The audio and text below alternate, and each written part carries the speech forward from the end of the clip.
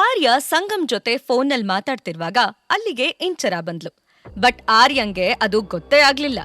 ಅವನು ಇನ್ನು ಫೋನ್ ಹಿಡ್ಕೊಂಡು, ಅದು ಕೂಲ್ ಅಂಕಲ್, ನೀವು ಅಂದ್ರೆ ನನಗ್ಯಾಕ್ ತುಂಬಾ ಇಷ್ಟ ಅಂತ ಗೊತ್ತಾ ನಿಮ್ಗೆ ಅಂತೇನೋ ಕೇಳ್ತಿದ್ದ. ಅಷ್ಟ್ರಲ್ಲಿ ಜಾನ್ಕಮ್ಮಂಗೆ ರೂಮ್ ಹತ್ರ ಬಂದ್ ಇಂಚರ ಕಾಣ್ಸಿದ್ಲು. ಅವರು ಆರ್ಯಂಗೆ ಸನ್ನೆ ಮಾಡ್ತಾ ಮಮ್ಮಿ ಅಂತ ಮೆಲ್ಲಗ್ ಹೇಳಿದ್ರು. ಆರ್ಯ ಪಟ್ ಅಂತ ಡೋರ್ ಕಡೆ ನೋಡ್ದ. ಅಲ್ಲಿ ಇಂಚರ ನಿಧಾನಕ್ಕೆ ತನ್ನ ಹೆಜ್ಜೆ ಕಿತ್ತು ಮುಂದಿಡ್ತಿದ್ಲು. ಅವಳ ಕಣ್ಣಲ್ಲಿ ಧಾರಾಕಾರವಾಗಿ ನೀರ್ ಸುರಿತಿತ್ತು, ಮುಖದಲ್ಲಿ ಸಿಟ್ಟೂ ಇತ್ತು. ಅವಳ ಹೆಜ್ಜೆ ಸಪ್ಲ ಕೇಳಿದ್ರೇನೆ ಅವಳಿಗೇನೋ ಆಗಿದೆ ಅಂತ ಗೊತ್ತಾಗ್ತಿತ್ತು. ಅವಳು ಬರ್ತಿದ್ದ ಹಾಗೆ ಆರ್ಯ ಇಮಿಡಿಯೇಟ್ ಆಗಿ ಕಿವಿಗೆ ಹಿಡ್ಕೊಂಡಿರೋ ಫೋನ್ನ ಕೆಳಗಡೆ ಇಟ್ಟ. ಇಂಚರ ಸಿಟ್ ನೋಡಿ ಸಂಗಮ್ಗೆ ಕಾಲ್ ಮಾಡಿರೋದೇನಾದ್ರೂ ಅವಳು ಗೊತ್ತಾದ್ರೆ ಅವಳ ಕೋಪ ಇನ್ನೂ ಜಾಸ್ತಿ ಆಗತ್ತೆ ಅಂತ ಆರ್ಯ ಅಜ್ಜಮ್ಮಂಗೆ ಭಯ ಆಯ್ತು. ಆದ್ರೂ ಅವರಿಬ್ರು ಏನೂ ಮಾತಾಡದೆ ಸೈಲೆಂಟ್ ಆಗಿ ಕೂತಿದ್ರು. ಆ ಕಡೆಯಿಂದ ಸಂಗಮ್ ಹಲೋ ಹಲೋ ಅಂತಾನೇ ಇದ್ದ. ಆದ್ರೆ ಈ ಕಡೆ ಆರ್ಯ ಕಾಲ್ ಕಟ್ ಮಾಡ್ದೇನೆ ಮೊಬೈಲ್ ಕೆಳಗಡೆ ಹಿಡ್ಕೊಂಡಿದ್ದ. ಆರ್ಯ ಕೈಯಲ್ಲಿ ಮೊಬೈಲ್ ನೋಡಿ ಇಂಚರ ಕೋಪದಿಂದ, ಇದೇನ್ ಆರ್ಯ ಇದು? ಯಾವಾಗ ನೋಡಿದ್ರು ಮೊಬೈಲ್ ಹಿಡ್ಕೊಂಡಿರ್ತೀಯಾ? ಮನೇಲಂತೂ ನನ್ ಫೋನ್ ಹಿಡ್ಕೊಂಡ್ ಕೂತಿರ್ತಿದ್ದೆ, ಇಲ್ಲಿ ನಾನ್ ಕೊಡಲ್ಲ ಅಂತ ಅಜ್ಜಮ್ಮನ್ ಫೋನ್ ತಗೊಂಡಿದ್ಯಾ? ಹೀಗೆ ಫೋನ್ ನೋಡ್ತಾ ಇದ್ರೆ ನಿನ್ ಕಣ್ಣು ಏನಕ್ ಬರ್ಬೇಕು ಹೇಳು? ಚಿಕ್ಕ ಮಕ್ಳು ಅಷ್ಟೆಲ್ಲ ಮೊಬೈಲ್ ನೋಡ್ಬಾರ್ದು. ಮೊದ್ಲು ಆ ಮೊಬೈಲ್ನ ಪಕ್ಕಕ್ಕಿಡು ಅಂತ ಕೋಪದಿಂದ ಅಂದ್ಲು. ಅವಳು ಕೋಪ ಇದ್ದಿದ್ದು ಆರ್ಯನ್ ಮೇಲಲ್ಲ, ಬಟ್ ಅವಳ ಕೋಪಕ್ಕೆ ಆರ್ಯ ಬಲಿಪಶು ಆಗ್ತಿದ್ದ ಅಷ್ಟೆ. ಆರ್ಯ ಏನೂ ಆನ್ಸರ್ ಮಾಡ್ಲಿಲ್ಲ. ಆಗ ಅವಳ ಸಿಟ್ಟು ಇನ್ನೂ ಜಾಸ್ತಿ ಆಗಿ, ಆರ್ಯ, ನಾನ್ ಹೇಳ್ತಿರೋದು ಕೇಳಿಸ್ತಾ ಇಲ್ವಾ? ನೀನಿನ್ನೂ ಫ್ರೆಶ್ ಆಗಿಲ್ವಾ? ಮೊದ್ಲು ಹೋಗಿ ಡ್ರೆಸ್ ಚೇಂಜ್ ಮಾಡು. ಎಲ್ಲ ನಾನ್ ಹೇಳಿನೇ ಮಾಡ್ಬೇಕಾ? ನೀನೀಗ ದೊಡ್ಡೋನಾಗಿದ್ಯಾ, ನಿನ್ ಕೆಲ್ಸ ನೀನ್ ಮಾಡ್ಕೋಬೇಕು ಅಂತ ಹೇಳಿದ್ಲು. ಆರ್ಯ ಏನೂ ಹೇಳ್ದೆ ಸೈಲೆಂಟ್ ಆಗಿ ಇಂಚರ ಮಾತ್ ಕೇಳಿಸ್ಕೊತಿದ್ದ. ಅವಳು ಹೇಳ್ತಿರೋದು ಯಾವ್ದು ಅವನ್ ತಲೆಗ್ ಹೋಗ್ಲಿಲ್ಲ. ಅವನ್ ಮನಸ್ನಲ್ಲಿ ಬೇರೆನೇ ವಿಚಾರ ಓಡ್ತಿತ್ತು. ಅಯ್ಯೋ, ಫ್ರೆಂಡ್ ಇಲ್ಲೇ ಇದ್ದಾಳೆ, ಈಗ ನಾನ್ ಹೇಗೆ ಕೂಲ್ ಅಂಕಲ್ ಜೊತೆ ಮಾತಾಡ್ಲಿ ಅಂತ ಅವನ್ ಯೋಚಿಸ್ತಿದ್ದ. ಆದ್ರೆ ಕಾಲ್ ಇನ್ನೂ ಕಟ್ಟಾಗ್ಲಿಲ್ಲ ಅನ್ನೋದು ಅವನಿಗ್ ಗೊತ್ತಿರ್ಲಿಲ್ಲ. ಈ ಕಡೆ ಸಂಗಮ್ಗೆ ಫೋನ್ನಲ್ಲಿ ಇಂಚರ ವಾಯ್ಸು ಕ್ಲಿಯರ್ ಆಗಿ ಕೇಳಿಸ್ತಿತ್ತು. ಅವಳು ಆರ್ಯಂಗ್ ಬೈತಿರೋದ್ ಕೇಳಿ ಇನ್ನೊಂದ್ಸರಿ ಸಂಗಮ್ಗೆ ಇಂಚರ ಮೇಲೆ ಡಿಸಪಾಯಿಂಟ್ ಆಯ್ತು. ಅವನ್ ಆರ್ಯನ್ ಜೊತೆ ಮಾತಾಡ್ಬೇಕು ಅಂತಾನೆ ತನ್ನ ಇಂಪಾರ್ಟೆಂಟ್ ಮೀಟಿಂಗ್ ಬಿಟ್ಟು ಬಂದಿದ್ದ. ಆರ್ಯನ್ನ ಮೀಟ್ ಮಾಡ್ದಾಗಿಂದ ಸಂಗಮ್ಗೆ ಒಂದ್ ವಿಶೇಷವಾದ ಫೀಲ್ ಡೆವಲಪ್ ಆಗ್ಬಿಟ್ಟಿತ್ತು. ಅದೇನು ಅನ್ನೋದು ಅವನ್ಗೂ ಗೊತ್ತಿರ್ಲಿಲ್ಲ.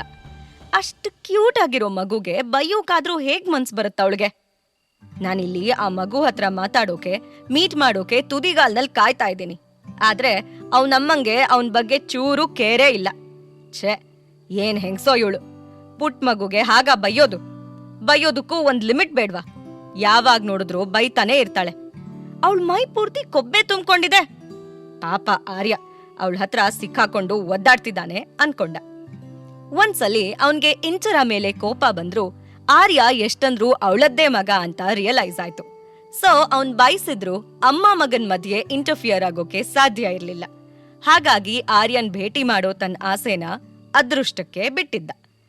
ಫೋನ್ನಲ್ಲಿ ಆರ್ಯನ್ ಕ್ಯೂಟ್ ವಾಯ್ಸ್ ಬದಲು ಇಂಚರ ಬೈಗುಳ ಕೇಳಿ ಸುಸ್ತಾಗಿ ಸಂಗಮ್ ಸ್ವಲ್ಪ ಹೊತ್ತಲ್ಲೇ ಕಾಲ್ ಕಟ್ ಮಾಡ್ದ.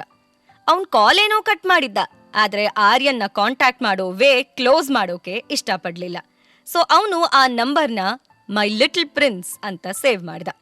ಈ ಕಡೆ ಇಂಚರ ಮಯೂರ್ ಮತ್ತೆ ದೀಪಿಕಾ ಮಾತಿಂದ ಎಷ್ಟು ಡಿಸ್ಟರ್ಬ್ ಆಗಿದ್ಲು ಅಂದ್ರೆ ಅವಳ ಮನಸ್ಸಲ್ಲೇ ಏನೇನೋ ಬಡಬಡಾಯಿಸ್ತಾ ತನ್ನ ಬಟ್ಟೆ ತಗೊಂಡು ಬಾತ್ರೂಮ್ ಒಳಗಡೆ ಹೋದ್ಲು. ಅವಳು ಹೋಗ್ತಿದ್ದ ಹಾಗೆ ಆರ್ಯ ಅಜ್ಜಮ್ಮಂಗೆ ಹೋದ ಜೀವ ವಾಪಸ್ ಬಂದ ಹಾಗಾಯ್ತು. ಅವರಿಬ್ರು ಒಬ್ರನ್ನೊಬ್ರು ನೋಡ್ಕೊಂಡು ಸ್ಮೈಲ್ ಮಾಡ್ತಾ ಹೈಫೈ ಮಾಡ್ಕೊಂಡ್ರು. ಆರ್ಯನ್ ತಲೆ ಎಷ್ಟು ಶಾರ್ಪ್ ಇತ್ತು ಅಂದ್ರೆ ಅವನ್ ಚೂರು ತಡ ಮಾಡ್ದೆ ಇಮಿಡಿಯೇಟ್ ಆಗಿ ಸಂಗಮ್ ನಂಬರ್ ವಾಟ್ಸ್ಆಪ್ಗೆ ಆಡ್ ಮಾಡಿ ಯಾವ ಮಾತನ್ನ ತಾನು ಕಾಲ್ನಲ್ಲಿ ಹೇಳೋಕಾಗ್ಲಿಲ್ವೋ ಅದನ್ನ ವಾಟ್ಸ್ಆಪ್ ಚಾಟಲ್ಲಿ ಹೇಳೋಣ ಅನ್ಕೊಂಡ. ಅಜ್ಜಮ್ಮನು ಅವನ್ಗೆ ಫುಲ್ ಸಪೋರ್ಟ್ ಮಾಡ್ತಿದ್ರು. ಜೊತೆಗೆ ಫೋನ್ ಮಾಡೋಕೆ ಫುಲ್ ಸ್ವಾತಂತ್ರ್ಯ ಕೊಟ್ಟು ಅವರು ಪೂರ್ತಿಯಾಗಿ ಆರ್ಯನ್ ಪ್ಲಾನ್ನಲ್ಲಿ ಶಾಮೀಲಾದ್ರು. ಆರ್ಯ ವಾಟ್ಸ್ಆಪ್ ಓಪನ್ ಮಾಡಿ, hey cool uncle, this is Arya. Friend ಬಂದ್ಲು, ಸೊ ಕಾಲ್ ಕಟ್ ಮಾಡ್ಬೇಕಾಯ್ತು. ಕೂಲ್ ಅಂಕಲ್, ನಾನ್ ನಿಮ್ ಹತ್ರ ಏನೋ ಶೇರ್ ಮಾಡ್ಕೋಬೇಕು. ನನ್ ಫ್ರೆಂಡ್ ಇಲ್ಲಿ ಹ್ಯಾಪಿ ಆಗಿಲ್ಲ. ನಾವಿಲ್ಲಿಗ್ ಬಂದಾಗಿಂದ ಒಂದಲ್ಲ ಒಂದು ಪ್ರಾಬ್ಲಮ್ ಆಗ್ತಾನೇ ಇದೆ. ಒಬ್ರು ತಾತ ಇದ್ರು, ಅವರು ಮೊದ್ಲು ನನ್ ಜೊತೆ ಚೆನ್ನಾಗ್ ಮಾತಾಡಿದ್ರು, ಆಟನೂ ಆಡಿದ್ರು. ಆದ್ರೆ ಫ್ರೆಂಡ್ನ ನೋಡ್ತಿದ್ದ ಹಾಗೆ ಕೋಪ ಮಾಡ್ಕೊಂಡ್ರು. ನಾನು ಅವ್ರ ಜೊತೆ ಏನು ಬ್ಯಾಡ್ ಆಗಿ ಬಿಹೇವ್ ಮಾಡ್ಲಿಲ್ಲ, ಆದ್ರೂ ಅವ್ರು ಸ್ಯಾಡ್ ಆಗಿ ಹೊರಟೋದ್ರು. ನನಗಂತೂ ಇಲ್ಲೇನಾಗ್ತಿದೆ ಅಂತಾನೆ ಅರ್ಥ ಆಗ್ತಿಲ್ಲ. ಫ್ರೆಂಡ್ ಈಗ ತಾನೇ ರೂಮಿಗೆ ಬಂದ್ಲು, ಆದ್ರೆ ಅವಳು ತುಂಬಾ ಸಿಟ್ ಮಾಡ್ಕೊಂಡಿದ್ದಾಳೆ. ಇಲ್ಲಿ ನನ್ ಜೊತೆ ಮಾತಾಡೋಕೆ ಅಜ್ಜಮ್ಮ ಒಬ್ರಿದ್ದಾರೆ, ಸೊ ನಾನು ಅವ್ರ ಫೋನಿಂದಾನೇ ನಿಮ್ ಜೊತೆ ಮಾತಾಡ್ತಿದ್ದೀನಿ. ಕೂಲ್ ಅಂಕಲ್, ಫ್ರೆಂಡ್ ಈಗ್ಲೇ ಇಷ್ಟು ಕೋಪದಲ್ಲಿದ್ರೆ ಮುಂದೇನಾಗ್ಬೋದು? I miss you cool uncle, I need you ಅಂತ ಇಷ್ಟು ಚಿಕ್ಕ ಮೆಸೇಜ್ನಲ್ಲಿ ಆರ್ಯ ತನ್ನ ಮನ್ಸ್ನಲ್ಲಿರೋ ಮಾತನ್ನೆಲ್ಲ ಸಂಗಮ್ಗೆ ಹೇಳ್ದ. ಈ 4 ಲೈನಲ್ಲೇ ಅವನಮ್ಮಂಗೋಸ್ಕರ ಇರೋ ಅವನ್ ಪ್ರೀತಿ, ಅವನ್ ಕಾಳಜಿ, ಅವನ್ ಬುದ್ಧಿವಂತಿಕೆ, ಕೂಲ್ ಅಂಕಲ್ ಜೊತೆ ಅವನ್ ಫ್ರೆಂಡ್ಶಿಪ್ ಎಲ್ಲಾನೂ ಎದ್ ಕಾಣಿಸ್ತಿತ್ತು. ಈ ಮೆಸೇಜ್ ಜೊತೆ ಆರ್ಯ ಅಜ್ಜಮ್ಮನ್ ಫೋನ್ ಕ್ಯಾಮೆರಾ ಆನ್ ಮಾಡಿ ತಂದೊಂದು ಸ್ಯಾಡ್ ಫೇಸ್ ಸೆಲ್ಫಿ ತೆಗೆದು ಅದನ್ನು ಕಳಿಸ್ದ. ಅವನ್ ಎಲ್ಲಾ ಹುಡುಗಾಟದಲ್ಲೂ ಅಜ್ಜಮ್ಮ ಅವನ್ ಜೊತೆಗಿದ್ರು. ಆರ್ಯ ಕಳ್ಸಿರೋ ಎಮೋಷನಲ್ ಮೆಸೇಜ್ ಜೊತೆ ಸ್ಯಾಡ್ ಫೇಸ್ ಸೆಲ್ಫಿ ನೋಡಿ ಸಂಗಮ್ ಒಂದ್ ಕ್ಷಣ ತನ್ನ ಕೆಲ್ಸದಿಂದ ಡಿಸ್ಟ್ರಾಕ್ಟ್ ಆಗ್ಬಿಟ್ಟ. ಅವನ್ ಇಮಿಡಿಯೇಟ್ ಆಗಿ ತಾನ್ ಮಾಡ್ತಿರೋ ಕೆಲ್ಸ ಬಿಟ್ಟು ತನ್ನ ಕ್ಯಾಬಿನ್ ಕುರ್ಚಿಗೆ ಒರ್ಕೊಂಡು ಆರ್ಯ ಕಳ್ಸಿರೋ ಮೆಸೇಜ್ನ ಇನ್ನೂ ಕಾಳಜಿಯಿಂದ ಓದೋಕೆ ಶುರು ಮಾಡ್ದ. ಒಂದಲ್ಲ 10 ಸರಿ ಸಂಗಮ್ ಅದೇ ಮೆಸೇಜ್ ಓದ್ತಿದ್ದ. ಓದ್ತಾ ಓದ್ತಾ ಅವನ್ಗೆ ತುಂಬಾ ಬೇಜಾರಾಯ್ತು. ಅಷ್ಟು ಚಿಕ್ಕ ಮಗುಗೆ ತಾನ್ ಹೇಗ್ ಸಹಾಯ ಮಾಡ್ಲಿ ಅನ್ನೋದೇ ಸಂಗಮ್ಗೆ ಯಕ್ಷ ಪ್ರಶ್ನೆ ಆಗೋಗಿತ್ತು. ಅವನ್ ತಲೆಲಿ 100 ಯೋಚನೆಗಳು ಓಡಾಡೋಕೆ ಶುರುವಾಯ್ತು. ಒಂದ್ ಸಣ್ಣ ಮಗು ಮೆಸೇಜ್ ಮಾಡಿದೆ ಅಂತ ಅವನ್ನ ಮೀಟ್ ಮಾಡೋಕ್ ಹೋಗೋಕೆ ನನಗೇನ್ ಹಕ್ಕಿದೆ? ಅಷ್ಟಕ್ಕೂ ಅವನು ಇನ್ನೊಬ್ಬರ ಮಗ, ಅವನ್ಗೂ ನನಗೂ ಏನ್ ಸಂಬಂಧ? ಅವನ್ ಅಮ್ಮನೋ ಜಸ್ಟ್ ಇಂಟಾಲರಬಲ್. ನಾನೀಗ ಅಲ್ಲಿಗೆ ಹೋದ್ರೆ ಎಲ್ಲರಿಗಿಂತ ಮೊದಲು ಅವಳೇ ನನ್ನನ್ನ ಆಡ್ಕೊಂಡು ನಗ್ತಾಳೆ. ಬಾಯಿಗೆ ಬಂದ ಹಾಗೆ ಉಗಿದ್ರೂ ಆಶ್ಚರ್ಯ ಇಲ್ಲ. ಆದ್ರೆ ಆ ಪುಟ್ಟ ಆರ್ಯನ್ ಮನ್ಸಿಗೆ ನಾನ್ ಹೇಗ್ ಬೇಜಾರ್ ಮಾಡ್ಲಿ? ಅವನ ಎಕ್ಸ್ಪೆಕ್ಟೇಷನ್ ಹೇಗ್ ಬ್ರೇಕ್ ಮಾಡ್ಲಿ?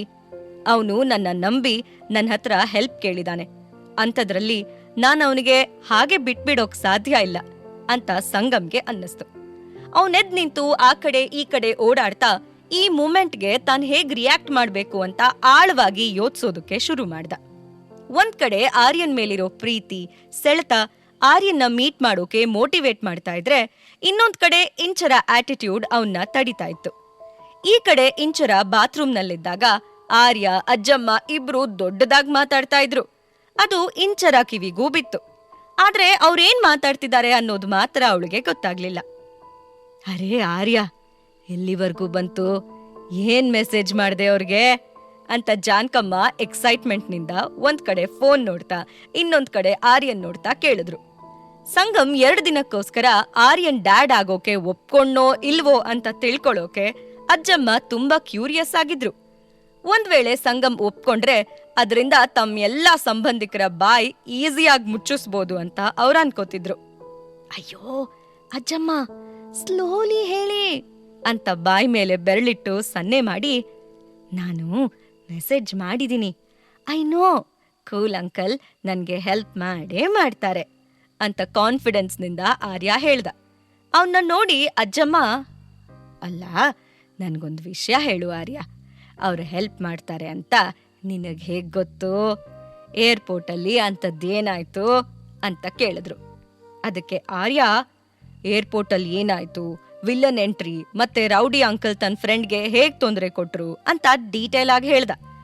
ಜಾನ್ಕಮ್ಮ ಆರ್ಯನ್ನ ಎಷ್ಟು ಚೆನ್ನಾಗಿ ಅರ್ಥ ಮಾಡ್ಕೊಂಡಿದ್ರು ಅಂದ್ರೆ, ಅವ್ನ್ ಬಾಯ್ ಬಿಟ್ಟು ಹೇಳದೇ ಇದ್ರೂನು ವಿಲ್ಲನ್ ಆಂಟಿ ಅಂದ್ರೆ ದೀಪಿಕಾನೇ, ರೌಡಿ ಅಂಕಲ್ ಅಂದ್ರೆ ಮಯೂರೇ ಅಂತ ಗೊತ್ತಾಯ್ತು. ತನ್ ಪ್ರೀತಿ ಮೊಮ್ಮಗಳು ಇಂಚರ ಜೊತೆ ದೀಪಿಕಾ ಅಷ್ಟು ಕೆಟ್ಟದಾಗ್ ನಡ್ಕೊಂಡಿದ್ ಕೇಳಿ ಜಾನ್ಕಮ್ಮಂಗೆ ಮೈಯೆಲ್ಲ ಉರ್ದೋಯ್ತು. ದೀಪಿಕಾ ಎಂತೋಳು ಅಂತ ಅವ್ರಿಗೂ ಚೆನ್ನಾಗ್ ಗೊತ್ತಿತ್ತು. ಅದಕ್ಕೆ ಅವಳು ಎಷ್ಟೇ ಟ್ರೈ ಮಾಡಿದ್ರು, ಅದೆಂಥದ್ದೇ ಡ್ರಾಮಾ ಮಾಡಿದ್ರು ಅಜ್ಜಿ ಮನಸ್ಸಲ್ಲಿ ಜಾಗ ಪಡ್ಕೊಳ್ಳೋಕೆ ಸಾಧ್ಯ ಆಗಿರ್ಲಿಲ್ಲ. ಮೊದ್ಲಿಂದಾನೂ ಜಾನ್ಕಮ್ಮಂಗೆ ದೀಪಿಕಾ ನರಿ ಬುದ್ಧಿ ಬಗ್ಗೆ ಗೊತ್ತಿತ್ತು. ಅದಕ್ಕೆ ಅವರು ಪ್ರತಿ ಸಲಿ ಅವಳನ್ನ ತಡೆಯೋ ಪ್ರಯತ್ನ ಮಾಡ್ತಿದ್ರು. ಆದ್ರೆ ಈ ಸಲಿ ಅವಳ ಪ್ಲಾನ್ ಜಾನ್ಕಮ್ಮಂಗೆ ಗೊತ್ತಿರ್ಲಿಲ್ಲ. ಇಂಚರ ಇಲ್ಲಿಗ್ ಬರ್ತಾಳೆ ಅಂದ್ರೆ ದೀಪಿಕಾ ಅವಳಿಗೆ ಅವಮಾನ ಮಾಡೋಕೆ ಏನಾದ್ರೂ ಮಾಡೇ ಮಾಡ್ತಾಳೆ ಅಂತ ಜಾನ್ಕಮ್ಮಂಗೆ ಮೊದ್ಲೇ ಅನ್ಸಿತ್ತು. ಆದ್ರೆ ಈಗ ಇಂಚರ ಬಗ್ಗೆ ಚಿಂತೆ ಮಾಡೋಕೆ ಅವ್ರೊಬ್ರೇ ಆಗಿರ್ಲಿಲ್ಲ. ಬದ್ಲಾಗಿ ಅವ್ರ ಟೀಮ್ನಲ್ಲಿ ಆರ್ಯ ಕೂಡ ಇದ್ದ. ಆರ್ಯನ್ ಬ್ರಿಲಿಯಂಟ್ ಮೈಂಡ್ ನೋಡಿದ್ಮೇಲೆ ಆರ್ಯ ನಾನು ಸೇರಿ ಆ ದೀಪಿಕಾ ಮಾಡೋ ಕ್ರಿಮಿನಲ್ ಐಡಿಯಾನೆಲ್ಲ ಹಳ್ಳ ಹಿಡಿಸ್ಬೋದು ಅಂತ ಜಾನ್ಕಮ್ಮಂಗ್ ಅನ್ನಿಸ್ತು.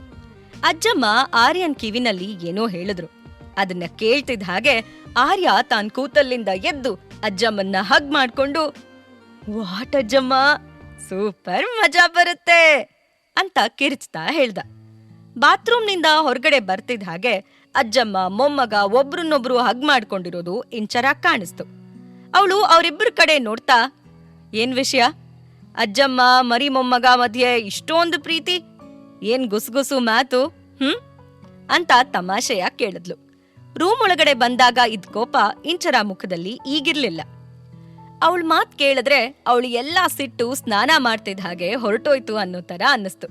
ಫ್ರೆಶ್ ಅಪ್ ಆದ್ಮೇಲೆ ಅವಳು ಮತ್ತೆ ತನ್ನ ನಾರ್ಮಲ್ ಮೂಡ್ಗೆ ವಾಪಸ್ ಬಂದ್ಲು. ಇನ್ಮೇಲೆ ಮಯೂರ್ ದೀಪಿಕಾ ಮಾತಿಂದ ತನ್ಗೇನೂ ಆಗ್ಬೇಕಾದ್ದಿಲ್ಲ. ಮಯೂರ್ ತನ್ನ ಲೈಫ್ನಲ್ಲಿ ಮುಗ್ದು ಹೋದ ಅಧ್ಯಾಯ. ಈ ವಾಸ್ತವನ ಅವಳು ಒಪ್ಕೊಂಡೇ ಇಂಡಿಯಾಕ್ ಬಂದಿದ್ಲು. ಆದ್ರೂ ಮನಸ್ಸಲ್ಲಿ ಮೂಲೆಯಲ್ಲಿ ಇದ್ದ ಸಣ್ಣ ಬೇಜಾರು ಮಯೂರ್ ಮಾತ್ ಕೇಳಿ ಇನ್ನಷ್ಟು ಜಾಸ್ತಿಯಾಗಿತ್ತು ಅಷ್ಟೆ. ಎಂಗೇಜ್ಮೆಂಟ್ ಆಗೋವರೆಗೂ ಮಾತ್ರ ಅವಳು ಇಲ್ಲಿರೋಕ್ ಬಂದಿದ್ಲು. ಅಲ್ಲಿವರೆಗೂ ಅಜ್ಜಿ ಜೊತೆ ಕ್ವಾಲಿಟಿ ಟೈಮ್ ಸ್ಪೆಂಡ್ ಮಾಡೋದು ಅವಳ ಚಿಕ್ಕ ಆಸೆ ಆಗಿತ್ತು. ಅಯ್ಯೋ ಏನಿಲ್ಲ, ನಾವಿಬ್ರು ಹೀಗೆ ತಮಾಷೆ ಮಾಡ್ತಾ ಮಾತಾಡ್ತಿದ್ವಿ ಅಂತ ಆರ್ಯನ್ ಕೈಯಿಂದ ಮೊಬೈಲ್ ತಗೋತಾ ಜಾನ್ಕಮ್ಮ ಹೇಳಿದ್ರು. ಅಜ್ಜಿ ಮಾತ್ ಕೇಳಿ ಇಂಚರ ಕನ್ವಿನ್ಸ್ ಏನೋ ಆದ್ಲು. ಆದ್ರೆ ಜಾನ್ಕಮ್ಮ ಆರ್ಯನ್ ಮುಖದ ಎಕ್ಸ್ಪ್ರೆಷನ್ ಬೇರೇನೇ ಏನೋ ವಿಷಯ ಇದೆ ಅಂತ ಹೇಳ್ತಿತ್ತು. ಆದ್ರೆ ಇಂಚರ ಅದ್ರ ಬಗ್ಗೆ ಜಾಸ್ತಿ ತಲೆ ಕೆಡ್ಸ್ಕೊಳಕ್ ಹೋಗ್ದೆ ಸುಮ್ನಾದ್ಲು. ಅವತ್ ರಾತ್ರಿ ಅವ್ರು 3 ಜನ ಊಟ ಮಾಡಿ ರಾತ್ರಿ ತುಂಬಾ ಹೊತ್ತುವರೆಗೂ ಹರಟೆ ಹೊಡೆದು ನಿದ್ದೆ ಹೋದ್ರು. ನೆಕ್ಸ್ಟ್ ಡೇ ಮಾರ್ನಿಂಗ್ ಬ್ರೇಕ್ಫಾಸ್ಟ್ ಆದ್ಮೇಲೆ ಇಂಚರ ಮನೆ ಕೆಲ್ಸದ ಆಳು ರಾಜು ಜೊತೆ ಗಾರ್ಡನ್ ನಲ್ಲಿ ತಾನ್ ಚಿಕ್ಕ ವಯಸ್ಸಿನಲ್ಲಿ ನೆಟ್ಟಿರೋ ಮರಗಳನ್ನ ನೋಡ್ತಾ ನಿಂತಿದ್ಲು. ಆರ್ಯ ಮತ್ ಅಜ್ಜಮ್ಮ ಏನೋ ಕಾರಣ ಹೇಳಿ ಮನೇಲೇ ಉಳ್ಕೊಂಡಿದ್ರು. ಜಾನ್ಕಮ್ಮ ಒಬ್ಬ ಸರ್ವೆಂಟ್ನ ಕರೆದು, ನೋಡಪ್ಪ, ಎಂಗೇಜ್ಮೆಂಟ್ ತಯಾರಿ ನೋಡೋಕೆ ಅಜ್ಜಿ ಬರೋಕ್ ಹೇಳಿದ್ದಾರೆ ಅಂತ ದೀಪಿಕಾಗ್ ಹೇಳು. ಹಾಗೆ ಬರುವಾಗ ಒಡವೆ ಬಟ್ಟೆ ಎಲ್ಲಾ ತಗೊಂಡು ಬೇಗ ಬರೋಕ್ ಹೇಳು. ನನ್ನ ಹತ್ರ ಜಾಸ್ತಿ ಟೈಮ್ ಇಲ್ಲ ಅಂತ ಹೇಳಿದ್ರು. ಸರಿಯಮ್ಮೋರೆ ಅಂತ ಹೇಳಿ ಸರ್ವೆಂಟ್ ದೀಪಿಕಾ ರೂಮ್ ಕಡೆ ಹೋದ. ಅವನ್ ಹೋಗ್ತಿದ್ದ ಹಾಗೆ ಆರ್ಯ ಅಜ್ಜಮ್ಮ ಇಬ್ರು ಕಣ್ ಹೊಡೆದು ಸಿಗ್ನಲ್ ಕೊಟ್ಕೊಂಡು ಆಲ್ ದ ಬೆಸ್ಟ್ ಹೇಳ್ಕೊಂಡ್ರು.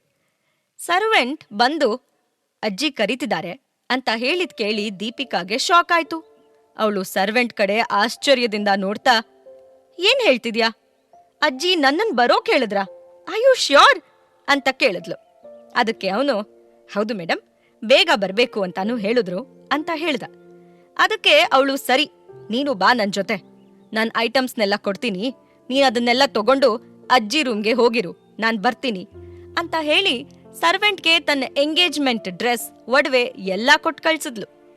ಸರ್ವೆಂಟ್ ಹೋಗ್ತಿದ್ದ ಹಾಗೆ ದೀಪಿಕಾ, ಅಲ್ಲ, ಅಜ್ಜಿ ನಿಜವಾಗ್ಲೂ ನನ್ನನ್ ಬರೋಕ್ ಹೇಳಿದಾರ, ಅದು ಎಂಗೇಜ್ಮೆಂಟ್ ತಯಾರಿ ನೋಡೋಕೆ? ನಾನೇನ್ ಕನ್ಸ್ ಕಾಣ್ತಿಲ್ಲ ತಾನೆ?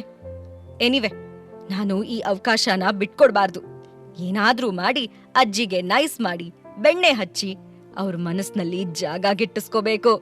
ಜೊತೆಗೆ ಹೇಗಾದ್ರೂ ಮಾಡಿ ಅಜ್ಜಿ ಮನಸ್ಸಲ್ಲಿ ಆ ಇಂಚರ ಇಮೇಜ್ ಡ್ಯಾಮೇಜ್ ಆಗೋ ತರ ಮಾಡ್ಬೇಕು. ಆದ್ರೆ ಹೇಗ್ ಮಾಡೋದು ಅಂತ ಡೀಪ್ ಆಗಿ ಯೋಚಿಸ್ತಿದ್ಲು. ಪಾಕೆಟ್ ಎಫ್ಎಂ ಆಡಿಯೋ ಸೀರೀಸ್ ಆದಂಥ ಪ್ರೇಮಲೋಕ ಕಥೆನ ಈಗ್ಲೇ ಕೇಳಿ. ಲಿಂಕ್ ಡಿಸ್ಕ್ರಿಪ್ಷನ್ ನಲ್ಲಿ ಇದೆ.